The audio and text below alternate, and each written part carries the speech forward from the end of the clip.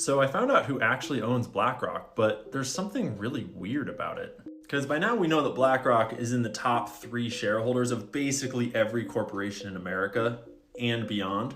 And they do this using our money in things like retirement accounts, pension funds, IRAs, exchange traded funds, mutual funds, but most people don't actually know who owns and controls BlackRock. We all know that it was founded by Larry Fink and he's the face of the company, but he does not control it. When you try to find out who does control it, you'll usually find this list, which is the top institutional shareholders.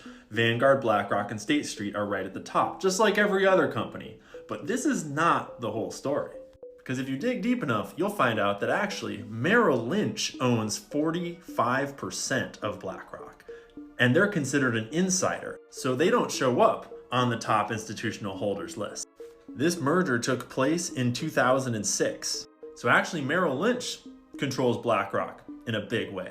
But who controls Merrill Lynch? Well, Merrill Lynch is actually a division of Bank of America because Bank of America bought them out during the '08 financial collapse. So who owns Bank of America? Well, nowadays, Warren Buffett is the top shareholder of Bank of America because he owns Berkshire Hathaway, which is his billionaire investment firm. I'm still not sure what this top one is, this 25%. That's an anomaly and I cannot corroborate what those shares are, but I found these shares. This is a screenshot from Berkshire Hathaway's 13F where they tell you all the things they hold. And I totaled up all of these Bank of America shares and it equals 1,032,000,000 shares. That's 13% of Bank of America shares, equal to $33 billion. But I also dug in a little bit into where Bank of America came from and who founded them, and all modern banks are crazy histories of mergers and acquisitions and banks changing their names and merging with other banks, probably for no particular reason. But Bank of America traces its roots back in 2 different directions, one of which I'm not going to talk about, and the other one is back to this Italian dude named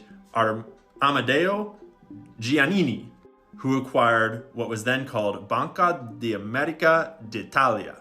Sorry for that accent. Over the years, it changed its name to Bank America, and then in the biggest merger in history, merged with Charlotte-based Nation Bank in 1998. So I just thought it was interesting that half of the lineage of Bank of America was founded by this Italian dude that got really into Italian banking back in the early 1900s, you know, when like there was a certain Italian organization that was doing a lot of things with money back then. I'm sure it was all above board though, obviously. But anyways, back to the weird thing that I can't figure out.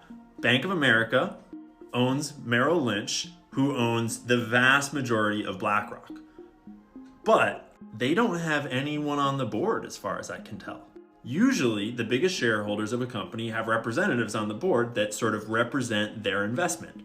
But I've just shown you the whole board of directors of BlackRock, and none of them have any real ties to Merrill Lynch or Bank of America, which seems pretty weird when you own almost half the company to not have any board members.